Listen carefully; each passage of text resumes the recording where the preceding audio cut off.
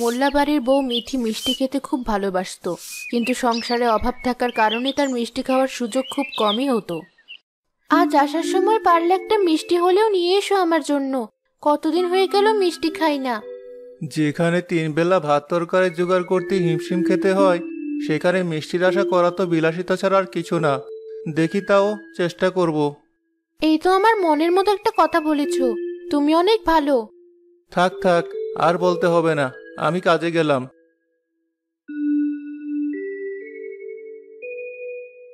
মা, বাবা কি আজ মিষ্টি আনবে? বললো তো আনার চেষ্টা করবে, দেখে আনতে পারে কিনা।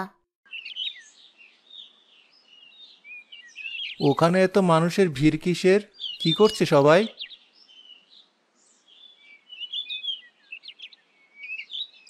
আরে তুমি জানো না, চৌধুরী সাহেবের বাড়ির কাজ শেষ হয়েছে।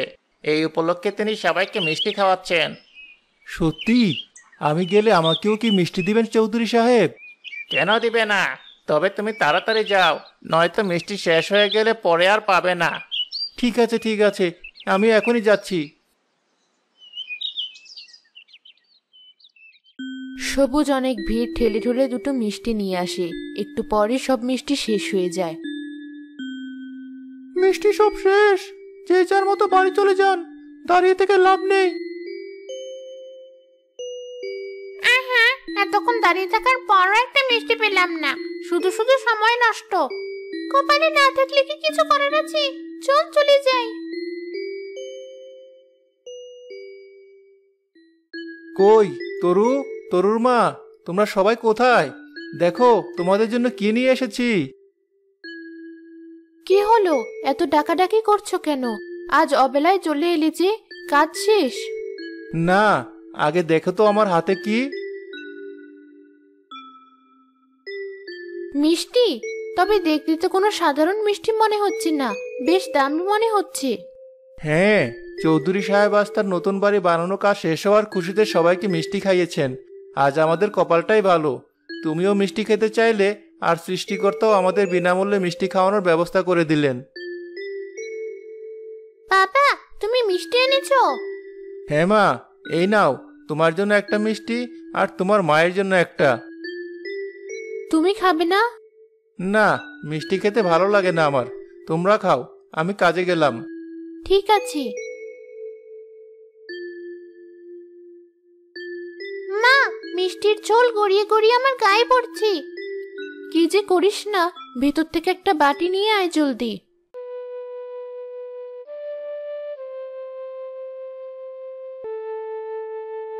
আমার খুব খিদে পেয়েছে, আমাকে কিছু খেতে দিবে মা? ঘরে তো ভাত ডাল কিছুই নেই, আপনাকে যে এখন কি খেতে দেই? মা, এই দেখো মিষ্টিটা বাটিতে রেখেছি। মিষ্টি? আহ, কতদিন হয়ে গেল মিষ্টি খাই না। মরার আগে যদি শেষবারের মতো একটা মিষ্টি খেতে পারতাম, আমার সব আক্ষেপ দূর হয়ে যেত। চৌধুরী বাড়ি থেকে তো আজ সবাইকে মিষ্টি খাইয়েছি, আপনি পাননি? না, অত মানুষের মধ্যে আমি বুড়ো মানুষ মারামারি করে মিষ্টি নিতে পারবো বুঝি? যেতে যেতেই দেখি সব শেষ। মা, আমার মিষ্টিটাই বুড়ো দাদুকে দিয়ে দাও। তুই তো কত আশা করেছিলি মিষ্টি খাবি বলে। মা, আমি তো চাইলে অন্য যে কোনো সময় মিষ্টি খেতে পারবো। এই দাদু বয়স্ক মানুষ, সে যদি মিষ্টি খাওয়ার আর সুযোগ না পায়। না না, আমার লাগবে না মিষ্টি মা, তুমিই খাও। আমি তো এমনিই বলেছিলাম। খান, আমার মেয়েটা আপনাকে শখ করে সাজছে, আপনি মিষ্টিটা খেলে ওর ভালো লাগবে। ঠিক আছে, তোমরা যখন এত করে বলছো। তরু মিষ্টিটা সেই বুড়োকে দিতে গেলে হঠাৎ মাটিতে পড়ে থাকা একটা গাছের ডালের সাথে তরুর পা বেজে মিষ্টিটা ওর হাত থেকে ছিটকে দূরে পড়ে যায়।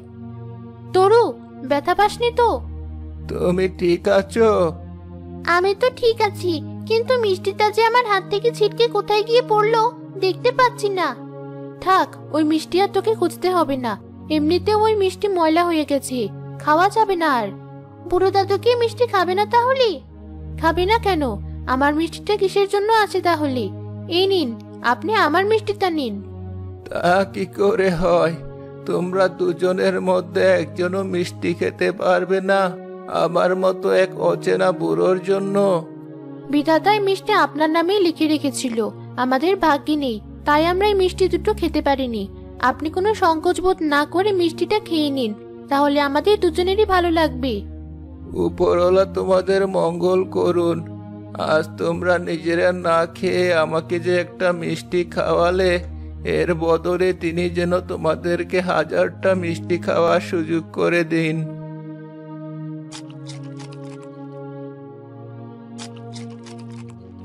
বুড়ো মিষ্টি খাওয়ার পর সেখান থেকে চলে গেল। সেই রাতেই আরেকটা মিষ্টি তরুর হাত থেকে যেখানে পড়েছিল সেখানে ছোট একটা গাছ হলো।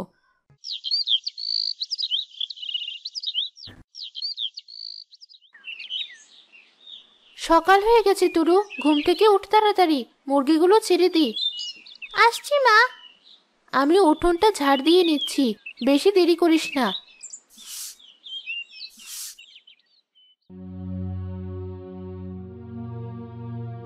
একি, এখানে এত বড় গাছ কোথা থেকে এলো?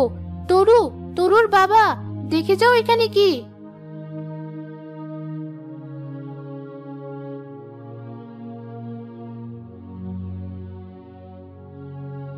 কি হয়েছে? সকাল সকাল এত চিৎকার করছো কেন? আরে দেখো কত বড় গাছ! এক রাতের ভেতর আমাদের বাড়ির পাশে এত বড় গাছ কোথা থেকে এলো? তাই তো দেখছি। তোমরা নতুন কোনো গাছের চারা বা বীজ টিজ লাগিয়েছিলে নাকি? তাই বলে গাছটা এক রাতে এত বড় হয়ে যাবে? মা দেখো, গাছটাতে ছোট বড় কি যেন ধরেছি, ফল বোধ হয়। কিন্তু দেখে তো মনে হচ্ছে মিষ্টি। তোমার মাথা মনে হয় আজ পুরোটাই গেছে, গাছে আবার কখনো মিষ্টি ধরে নাকি? না মা, বাবা ভুল বলেনি, আসলেই দেখো গাছগুলোতে অনেক ধরনের মিষ্টি ধরেছে। তাই তো, ফলগুলো তো দেখতে আসলেই মিষ্টির মতো লাগছে। তরু, তুই গাছে উঠে কটা পেড়ে আনতো এই ফলগুলো, খেয়ে দেখি আসলে মিষ্টি নাকি অন্য কিছু। আচ্ছা মা, এখনই আনছি।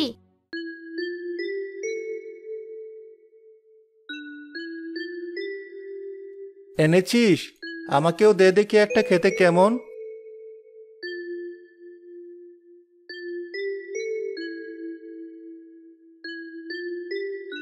এই তো দেখছি আসলেই মিষ্টি। এত মজার মিষ্টি আমি জীবনেও খাইনি। মিষ্টিরও যে গাছ হয় জীবনে প্রথম জানলাম।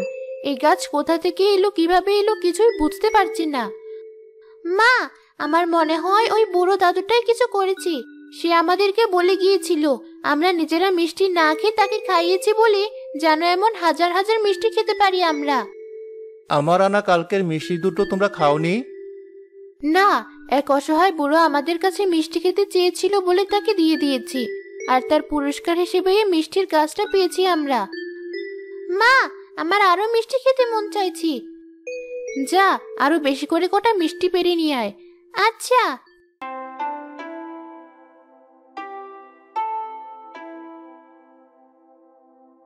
তরু, ওই সন্দেশের মতো দেখতে মিষ্টিটা আমার জন্য পারতো? পাচ্ছি বাবা।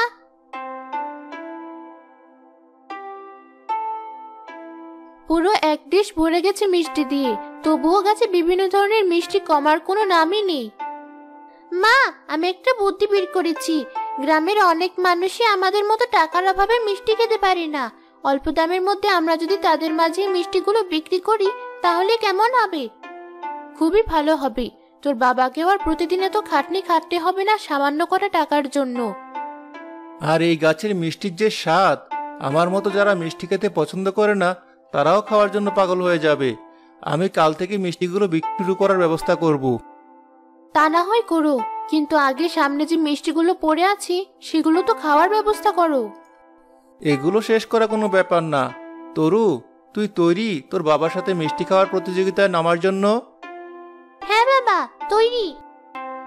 শুরু কর তাহলে।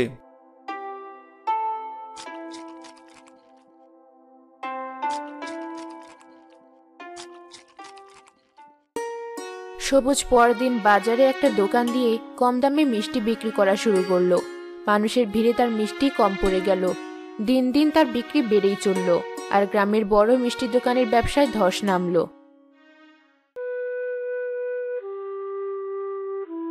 সবুজ, তোমাকে সেই ছোটবেলা থেকে চেনে আমি। কোনোদিন তোমার মিষ্টির ব্যাপারে কোনো আগ্রহ দেখিনি। তোমার বউয়ের প্রচারণায় ব্যবসায় নেমে আমাদের ব্যবসা খেয়ে দিচ্ছ দেখি। না চাচা, আপনি ভুল ভাবছেন। বুদ্ধিটা আমার মেয়ের ছিল, বউয়ের না। ও, তা এত মজার মিষ্টিটা বানায় কে? তুমি নাকি তোমার বউ? আমরা কেউই না। উপরওয়ালার ইচ্ছায় আমরা কোনো কষ্ট না করে ঘরে বসে আরামে মিষ্টি পেয়ে যাই। বলো কি, এ কিভাবে সম্ভব? আমার বউ কাউকে বলতে মানা করেছে, তবু আমি আপনাকে ছোটবেলা থেকে চিনি বলে বিশ্বাস করে এই গোপন কথাটা বলছি। বলো জলদি। আমার বউ বয়স্ক এক লোককে মিষ্টি খাইয়েছিল। সে হয়তো কোনো জাদুটোনা জানতো, তাই তার দোয়ায় আমরা একটা মিষ্টির গাছ পাই, আর সেখান থেকেই প্রতিদিন মিষ্টি এনে এখানে বিক্রি করি। এই কথা অন্য কেউ বললে আমি হেসে উড়িয়ে দিতাম, কিন্তু তুমি কখনো মিথ্যা বলো না আমি জানি। তাই তোমার কথায় বিশ্বাস করে ওই মিষ্টির গাছ পেতে আমার যা যা করা প্রয়োজন তাই করব আমি। দোকানের লোক পরের দিন মাইক মেরে গ্রামের সব বৃদ্ধ লোকদের তার দোকানে বিনে পয়সায় মিষ্টি খেতে আসার জন্য দাওয়াত দিল। অন্য বৃদ্ধদের সাথে তরুদের বাড়িতে আসা বৃদ্ধটাও সেই লাইনে দাঁড়ালো। মিষ্টি তো খেয়েছিস, এবার বল আমি যেন তোকে বিনা পয়সায় মিষ্টি খাওয়ানোর বদলে একটা মিষ্টির গাছ পাই। বলছি বলছি, মেরো না আমাকে। মালিক, মিষ্টি বানানোর জন্য যে চারাটুকু রেখেছিলাম তা তো গরমে নষ্ট হয়ে গেছে, কি করব এখন? ওগুলো দিয়ে মিষ্টি বানা, বাকি বুড়োগুলোর জন্য। কুকুরের পেটে ঘি এমনিতেও হজম হয় না, এত ভালো জিনিস খেয়ে কি করবে ওরা? এই, তোমরা একটু অপেক্ষা করো, নতুন মিষ্টি আসছে, আগের মিষ্টি সব শেষ।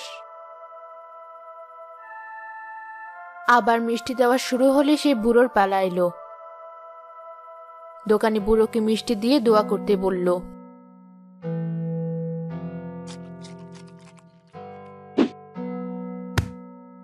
এই, তুমি বাকি মিষ্টিটুকু মাটিতে ফেললে কেন? এখান থেকেই তো তোমার মিষ্টির গাছ হবে। তাই বুঝি? যাক, ভালোই হবে, গাছ থেকে মিষ্টি পারবো আর বিক্রি করবো এখানে বসে বসে।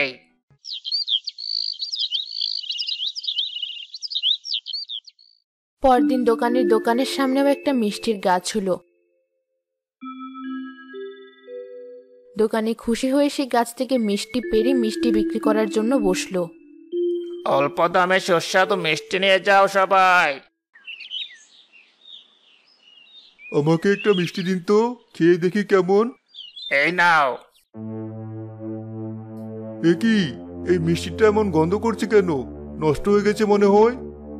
গাছের টাটকা মিষ্টি আবার নষ্ট কিভাবে হয়? ওই গাছ থেকেও তো কেমন পচা মিষ্টির দুর্গন্ধ ছড়াচ্ছে। কে জানে কোনো অভিশপ্ত গাছ কিনা। খাবো না আমরা এই গাছের মিষ্টি। চলো, এর থেকে সবুজের দোকানেই ফিরে যাই আমরা। তোমরা যেও না, দাঁড়াও। আমার সাথে এমন হলো কেন? ওই বড়গুলোকে পচা মিষ্টি খাইয়েছিলাম বলে কি আমার ভাগ্যে ওই পচা মিষ্টি গাছেই জুটলো? কি ভাগ্য আমার! দোকানে কপাল চাপড়াতে চাপড়াতে আফসোস করতে থাকলো।